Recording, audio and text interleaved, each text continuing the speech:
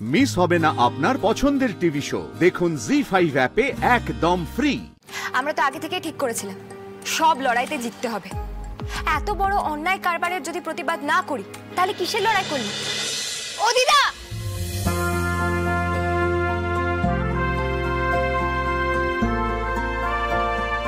আজকে ফুলকিদার সবার সামনে কথা দিচ্ছে, জনতা উন্নয়ন দল ওই নোংরা আটাখানা তুলে দেবে। তোমরা তোমাদের সমস্যার কথা আমাদের জানিয়েছো, আমরা নিশ্চয়ই একটা সমাধান বের করব। তোমরাও দাদাদের কাকাদের জোর করে আটকে রাখার চেষ্টা করো, বুঝলে? এসব যদি করাই যেত তাহলে কি আর এত কথা বলতাম?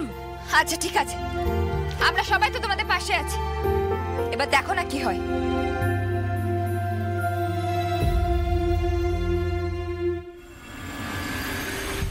না না, হুজ্জুতি দেখবেন কি?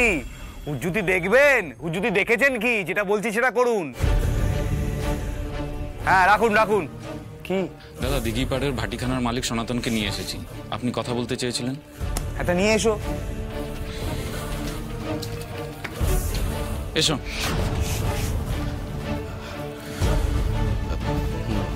দাদা দাদা ডেকেছেন দাদা? সনাতন এরকম করলে কি করে হবে বলো তো?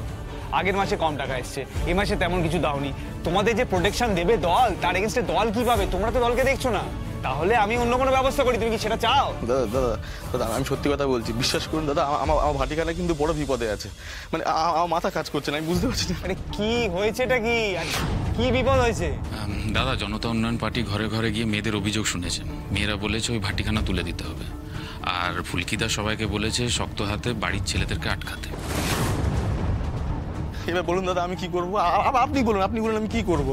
এতদিন তো আমি আপনাকে মোটা টাকা পাঠিয়েছি, দিঘিপাড়ের মেয়েরা এসে আগের মাঠে ঝামেলা করে গেল, এবার বলছে নাকি ভাটিখানা তুলে দেবে। আমি কি করবো দাদা? আমি বুঝতে পারছি না। আমি উঠিয়ে দেবে মানে কি? উঠিয়ে দেবে মানেটা কি? মগের মুল্লুক নাকি যাইছে তাই করবে ফুলকি দাস?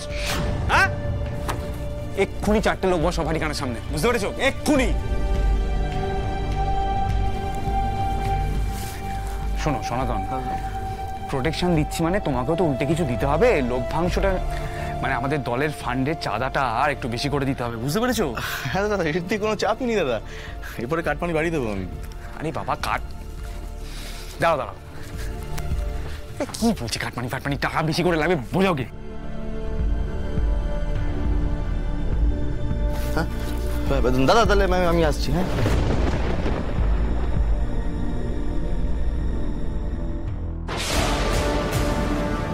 ফুলকি দাস নাকি ভাটিখানা তুলে দেবে? কত বড় সাহস! নবাবগঞ্জ এখন ফুলকি দাসের কথায় চলবে। হ্যাঁ, আবার হচ্ছে মুখোমুখি লড়াই করবে, মুখোমুখি রুদ্ররূপ সান্যালের সাথে।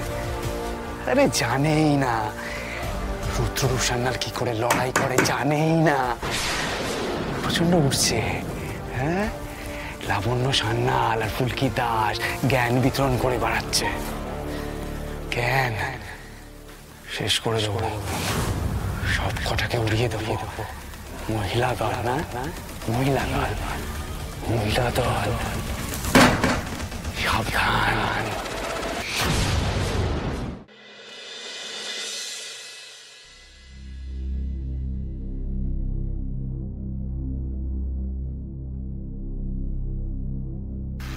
দিদি,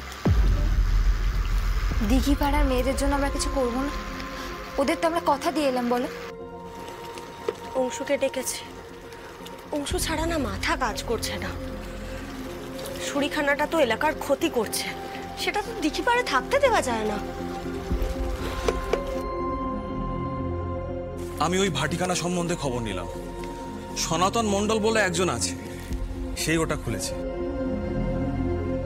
কিন্তু চিন্তার বিষয় হলো যে রুদ্ররূপ সান্যালের আশীর্বাদের হাত আছে ওই সনাতন মণ্ডলের মাথার উপরে, তাই দুম করে কিছু করা যাবে না মাস্টারমশাই। শেষে এইসব কাণ্ড শুরু করেছে রুদ্র। কতদিন ধরে চলছে এসব? অনেক দিন ধরে চলছে জেঠুমনি, আর একটা দুটো না, এরকম হাজারটা কারবারের সঙ্গে জড়িয়ে পড়েছে রুদ্ররূপ সান্যাল। আই থিঙ্ক সম্ভবত এরাই রুদ্রকে ফান্ড করে। ছি ছি ছি, শেষ পর্যন্ত এটা শুনতে হলো? আরে লাবু জানে, ও শুনেছে? বেচারা কত সহ্য করবে বলতো রোহিত। ছি ছি। আচ্ছা অংশুদা, কি করলে বলো তো ওই নোংরা জায়গাটা উঠে যাবে? দেখো তমাল, সে তো জোর জবরদস্তি করে জায়গাটা তুলে দেওয়া যেতেই পারে, কিন্তু পুলিশকে অফিসিয়ালি মুভ করতে হবে। আর বড়বাবু তো আছেনই ব্যাগটা দেওয়ার জন্য। আসলে সমস্যাটা কোথায় বলো তো, এত সামান্য লোকালাইজড ইস্যুতে না ডিজি স্যার তো জড়িয়ে পড়তে পারেন না। মানে আমাদের হাত পা বাঁধা। আরে তোমরা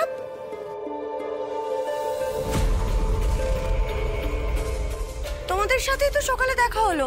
ফুলকি, ওমা দিদা, কাকি তোমরা এখানে?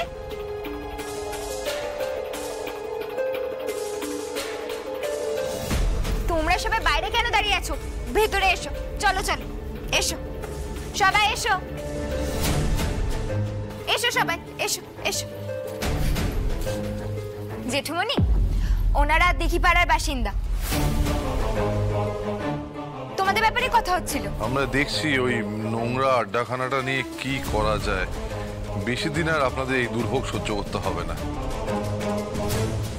মাস্টারমশাই নমস্কার। ওরা না খুব কম দামে মদ বিক্রি করছে, আর তাই তো সবাই ওদিকেই ছুটছে। আমাদের যা সর্বনাশ হওয়ার তো হয়েই গেছে। আমরা বুঝতে পেরেছি যে আপনারা কিছু করতে পারবেন না, তবু ফুলকি বলেছিল তাই একবার জানাতে এলাম। চলো দিদা, তোমার তো খুব ভরসা এদের উপর, দেখো এরা এবার কি করে। চললাম। এদের জন্য যদি জনতা উন্নয়ন পার্টি কিছু করতে না পারে, তাহলে অন্যান্য দলের সঙ্গে আমাদের কোনো তফাৎ থাকবে না। জেঠুমনি, আমরা কি অত সহজে ছেড়ে দেবো নাকি? কথা যখন দিয়েছি, ব্যবস্থা একটা করতেই হবে। কি ব্যবস্থা করবে সেটা আগে থেকে বলো। তুমি তো তোমার যা ইচ্ছে করবে সেটাই করে বসবে, ফলটা কি হবে সেটা তো ভাববে না। সামনে ইন্ডিয়া পাকিস্তান ম্যাচ রয়েছে দিল্লিতে, সেটা মনে আছে? স্যার, আমরা তো আগে থেকেই ঠিক করেছিলাম সব লড়াইতে জিততে হবে। এত বড় অন্যায় কারবারের যদি প্রতিবাদ না করি, তাহলে কিসের লড়াই করলাম? আপনিই তো বলেছেন বক্সিং মানে লড়াই। আজকে সেই লড়াইটাই করব। জেঠুমনি, আমি আসছি। এই আসছি মানে হাতে আটা লেগে আছে এখনো।